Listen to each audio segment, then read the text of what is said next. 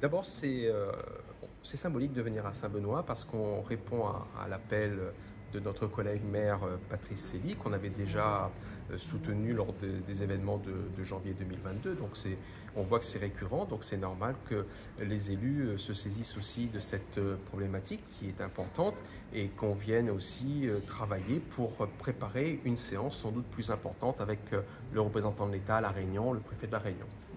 Aujourd'hui, c'est définir des solutions?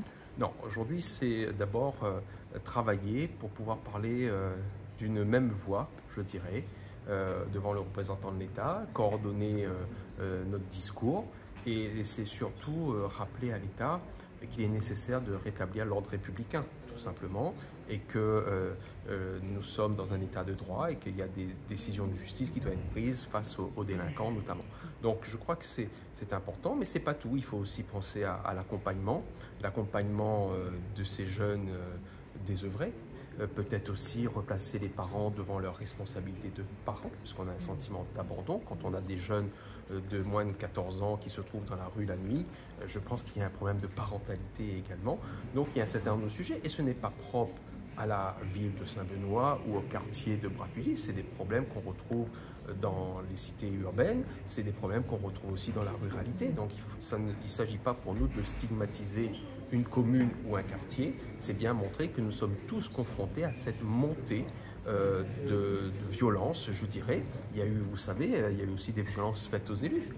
Rappelez-vous, il n'y a pas si longtemps, et ça peut encore arriver, il y a aussi des violences qui se font sur nos territoires, et c'est face à cela que nous devons être mobilisés et travailler ensemble pour ensuite être dans une démarche, je dirais, de co-construction et de production avec le représentant de l'État, avec le préfet. Est-ce que toutes les communes seront représentées? Alors, il y a des communes qui se sont excusées, qui ne pouvaient pas être là, parce que comme c'était une réunion qui s'est montée assez rapidement, en moins de 48 heures, pour essayer de faire au mieux et aussi pour préparer, je dirais, cette séquence à venir. La plus grosse partie du travail, c'est qui? C'est les communes, c'est l'État? Écoutez, je crois que la sécurité, comme bon nombre de sujets, relève de l'État. Nous sommes là pour accompagner l'État et c'est pas l'inverse. C'est pas l'État qui nous accompagne, c'est nous qui accompagnons l'État. Il ne faut pas inverser les rôles. Je crois que le pouvoir de police de l'État est important. On a vu quand l'État, pour Vigipirate, ils sont capables de déployer des militaires dans la rue, notamment quand on est à un tel niveau d'urgence. Je pense que c'est une urgence chez nous.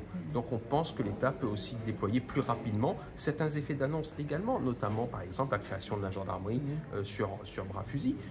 Et puis il y a aussi des personnes qui peuvent être mobilisées. Je rappelle que nous avons 250 réservistes à La Réunion dans la gendarmerie qui pourraient être mobilisés pour venir rassurer la population des cités urbaines. Un dernier mot, donc l'État ne fait pas suffisamment, manque à son devoir. L'État peut faire mieux, tout le monde peut faire mieux et l'effort doit être collectif.